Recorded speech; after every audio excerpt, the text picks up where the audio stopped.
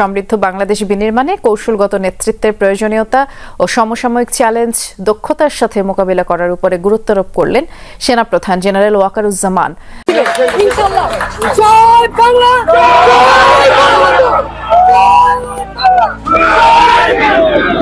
আমরা যেমন গতিতে বসাতে পারি, গতি থেকে নামাতেও পারি।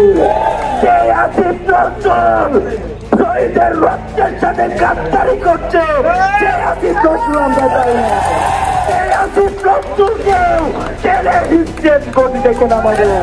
যতদিন উপদেষ্টা ছিলেন এবং এখনো যে ছাত্ররা উপদেষ্টাতে আছেন তাদের পাই পাই করে প্রত্যেকটা দিন, প্রত্যেকটা সেকেন্ড, প্রত্যেকটা কৃতকর্মের হিসাব দিতে হবে। কিন্তু সরকারকে আমরা হুঁশিয়ার করতেছি, তারা জনগণের চোখে ধুলা দিয়ে, ছাত্রদের চোখে ধুলা দিয়ে নিজেরা উপদেষ্টা হয়ে গেছে। জনগণের কাছে ক্ষমা চাইতে হবে। আওয়ামী লীগের দালালি করার কারণে অন্তর্বর্তীকালীন সরকারের বিভিন্ন উপদেষ্টারাও আসিফ মাহমুদ এবং মাহফুজ আলম বিক্রি হয়ে যাচ্ছে। তাদের পদত্যাগ দাবি করে তারা যদি অতি দ্রুত পদত্যাগ না করে তাহলে আরো কঠোর কর্মসূচি দিতে আমরা বাধ্য হব। আবারও ৩৬ জুলাইয়ে বাংলাদেশের ৫৬,০০০ বর্গ মাইলে ছাত্র জনতা রাজপথ দখল করে ছাড়বে ইনশাআল্লাহ। প্রথম কারণটা হচ্ছে যে আমরা নিজেরা হানাহানির মধ্যে ব্যস্ত, একজন আরেকজনের বিরুদ্ধে বিষোদ্গারে ব্যস্ত। এটা একটা চমৎকার সুযোগ অপরাধীদের জন্য।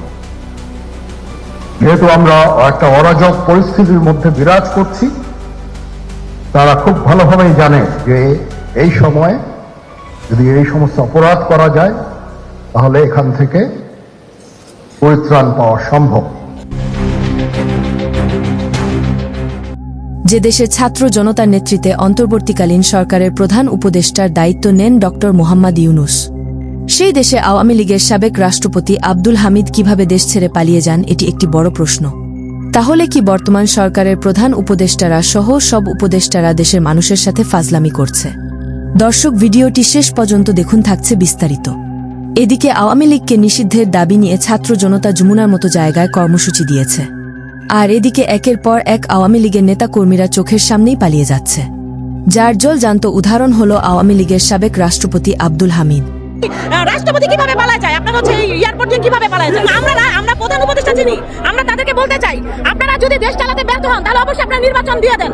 কারণ নির্বাচন না দিলে তো এভাবে হচ্ছে না। আপনারা আপনাদের মন মতো করে, মন করার মতো আওয়ামী লীগদের আপনারা আশ্রয় দিচ্ছেন, দেশ থেকে পালিয়ে যাওয়ার জন্য তাদের সহযোগিতা করতেছেন। আমরা তো এভাবে দেখবো না। এই আজকে দীর্ঘ 9 মাস পরে শেখ হাসিনার যিনি ছিল রাষ্ট্রপতি, সে কিভাবে দীর্ঘ 9 মাস পরে বাংলাদেশ ত্যাগ করে, এয়ারপোর্ট ত্যাগ করে সে আজকে বিদেশ চলে যায়? কার অবহেলিত কারণে? এয়ারপোর্টের অবহেলিত কারণে নাকি অন্তর্বর্তী সরকারের অবহেলিত কারণে? আপনারা জানেন তারা সেফ এক্সিটের জন্য, তারা নিজেরা ভবিষ্যতে জানে কিছু করতে পারে, এই জন্য এদেরকে সুযোগ করে দিচ্ছে এবং এরা এয়ারপোর্ট দিয়ে পালিয়ে যাচ্ছে আওয়ামী লীগের দোষরেরা। আমরা স্পষ্ট বার্তা দিতে চাচ্ছি, সেটা হচ্ছে আওয়ামী লীগ পুনর্বাসনের জন্য যদি আমাদের রাজপথে আবার নামতে হয় আমরা সেটাই নামবো, এবং এই ছাত্র জনতা সেটা গতিতেও বুঝিয়েছে, 5 আগস্টে এবং আবার আগামীতেও বুঝাবে। আপনারা জানেন যে এই আওয়ামী লীগকে নিষিদ্ধ করার দাবিতে আমরা বারবার রাজপথে নামতেছি, অথচ এই বারবার রাজপথে নামার সত্ত্বেও এখন ধরে আওয়ামী লীগ নিষিদ্ধ হচ্ছে না। বড় বড় উপদেষ্টারা তারা এখন নিষিদ্ধ করতেছে না। কোন রাঘব বোয়ালদের আদাতে তারা আজকে দেশ ত্যাগ করে এয়ারপোর্ট থেকে তারা বাইরে চলে যায়? গোপন সূত্রে জানা গিয়েছে অনেক টাকার বিনিময়ে এই সাবেক রাষ্ট্রপতি আব্দুল হামিদকে দেশ থেকে পালানোর সুযোগ পেয়েছে। সূত্র ধরে জানা যায় এই সাবেক রাষ্ট্রপতি আব্দুল হামিদকে দেশ থেকে পালিয়ে যাওয়ার জন্য বর্তমান সরকারের থাকা রাঘব বোয়ালদের মতো বোয়ালের হাত রয়েছে, যা জানে ছাত্র জনতা থেকে শুরু করে দেশের বিভিন্ন রাজনৈতিক দলের নেতাকর্মীরা। আওয়ামী লীগের দালালি করার কারণে অন্তর্বর্তীকালীন সরকারের বিভিন্ন উপদেষ্টারাও আসিফ মাহমুদ এবং মাহফুজ আলম বিক্রি হয়ে যাচ্ছে। তাদের পদত্যাগ দাবি করে তারা যদি অতি দ্রুত পদত্যাগ না করে তাহলে আরো কঠোর কর্মসূচি দিতে আমরা বাধ্য হব। আবারও ৩৬ জুলাইয়ে বাংলাদেশের ৫৬,০০০ বর্গ মাইলে ছাত্র জনতা রাজপথ দখল করে ছাড়বে ইনশাআল্লাহ। আমি দেখা করবো এবং আরেকটা জুলাই এই বাংলাদেশ সংগঠিত হবে। তারা নিরপেক্ষতা হারিয়েছে, তারা নিজেদেরকে প্রশ্নবিদ্ধ করেছে, তারা তলে তলে আমেরিকান এমবেসি সহ বিদেশি এমবেসির সাথে গিয়ে মিটিং করে আওয়ামী লীগকে পুনর্বাসন করার সুযোগ দান করে। সেই জায়গা থেকে আমরা বলেছি আওয়ামী লীগ নিষিদ্ধ নিয়ে আর কোনো তালবাহানা নয় ছয় আমরা মানব না। যমুনা থেকে শাহবাগ, শহীদ মিনার, এই পল্টন মোড়, সারা দেশের বিভিন্ন প্রান্তে যারা যেখানে অবস্থান কর্মসূচি পালন করছে আমরা প্রত্যেককে ধন্যবাদ এবং সাধুবাদ জানাই।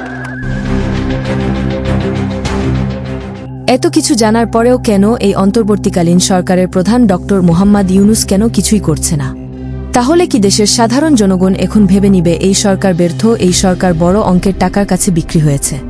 এমন জনমত এখন ঘোর পাক খাচ্ছে দেশের খেটে খাওয়া মানুষের মনে মনে।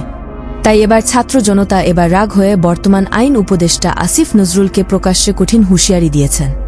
আমরা যেমন গদিতে বসাতে পারি, গদি থেকে নামাতেও পারি। সেই আসিফ নজরুল শহীদের রক্তের সাথে গাদ্দারি করছে, সেই আসিফ নজরুল আমরা চাই না। সেই আসিফ নজরুলকে টেনে দিচ্ছেন গদি থেকে নামাতে।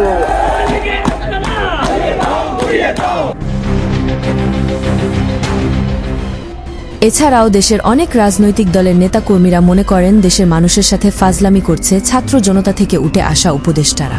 যতদিন উপদেষ্টা ছিলেন এবং এখনো যে ছাত্ররা উপদেষ্টাতে আছে তাদের পাই পাই করে প্রত্যেকটা দিন, প্রত্যেকটা সেকেন্ড, প্রত্যেকটা কৃতকর্মের হিসাব দিতে হবে। কিন্তু সরকারকে আমরা হুঁশিয়ার করতেছি, তারা জনগণের চোখে ধুলা দিয়ে, ছাত্রদের চোখে ধুলা দিয়ে নিজেরা উপদেষ্টা হয়ে গেছে। জনগণের কাছে ক্ষমা চাইতে হবে যে আপনারা ভুল করেছেন। যে ওনারা বিপ্লবের মূর্ত প্রতীক, ওনাদেরকে নিয়ে প্রশ্ন তুললে আবার পাবলিক আমার গালিগালাজ করবে। অনেকে করে নাই যে ওনারা সরকারে আছে, ওনাদেরকে নিয়ে সমস্ত প্রশ্ন করলে আমরা চাপে করবো। দিন যত যাবে, নাহিদ ইসলাম হোক আর যে ইসলামী হোক, বাংলাদেশের মানুষ কাউকে তাদের প্রশ্ন থেকে ছাড় দিবে না। এই বাংলাদেশের রাজনীতি করতে হলে আপনি যতদিন উপদেষ্টা ছিলেন এবং এখনো যে ছাত্ররা উপদেষ্টাতে আছেন তাদের পাই পাই করে প্রত্যেকটা দিন, প্রত্যেকটা সেকেন্ড, প্রত্যেকটা কৃতকর্মের হিসাব দিতে হবে। পাই পাই করে প্রত্যেকটা পয়সার হিসাব দিতে হবে। দেশের এই থমথম পরিস্থিতি দেখে জয় বাংলা জয় বঙ্গবন্ধু স্লোগান দিয়ে পুলিশের গাড়িতে উঠলেন আইভি।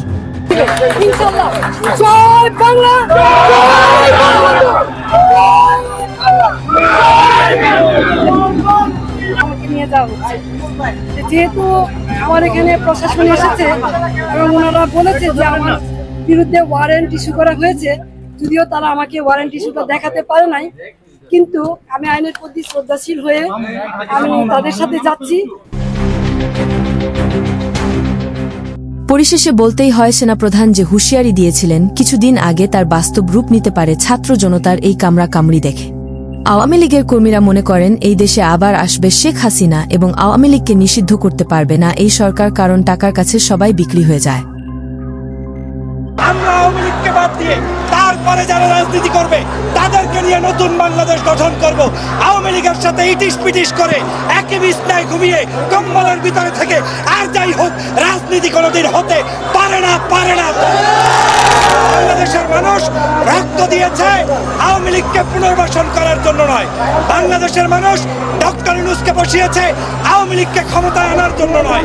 বাংলার মানুষ আসিফ নজরুলকে চেয়ারে বসিয়েছে ক্ষমতায় আওয়ামী লীগকে আনানোর জন্য নয়। অতএব আমাদের বার্তা ক্লিয়ার। এই দেশটা হলো স্বাধীন করা দেশ এবং স্বাধীনতার নায়ক ছিল বঙ্গবন্ধু শেখ মুজিবুর। আমি সেই ক্ষেত্রে বলি শেখ মুজিবুর মেয়ে যদি অন্যায় করে থাকে তো অন্যার বিচার হবে, কিন্তু ইলেকশন করতে দল নিষিদ্ধ করতে কিছুই নাই। এদেশের 18 কোটি জনগণ তারা যদি নিষিদ্ধ করে যে অন্যায় করেছে তো ইলেকশন করতে পারবে না। সেই ক্ষেত্রে আমরা আমজনতা বা সাধারণ মানুষ বলতে পারি যে ইলেকশনে ওনার দায়িত্ব দেওয়া হোক। এতক্ষণ আমাদের সাথে থেকে ভিডিওটি শেষ পর্যন্ত দেখার জন্য আপনাকে অসংখ্য ধন্যবাদ। আপনি চাইলে আপনার মূল্যবান মতামত আমাদেরকে কমেন্ট করে জানিয়ে দিতে পারেন। আমরা আপনার সেই মহামূল্যবান কমেন্টের রিপ্লাই দেওয়ার জন্য সর্বদা চেষ্টা করব।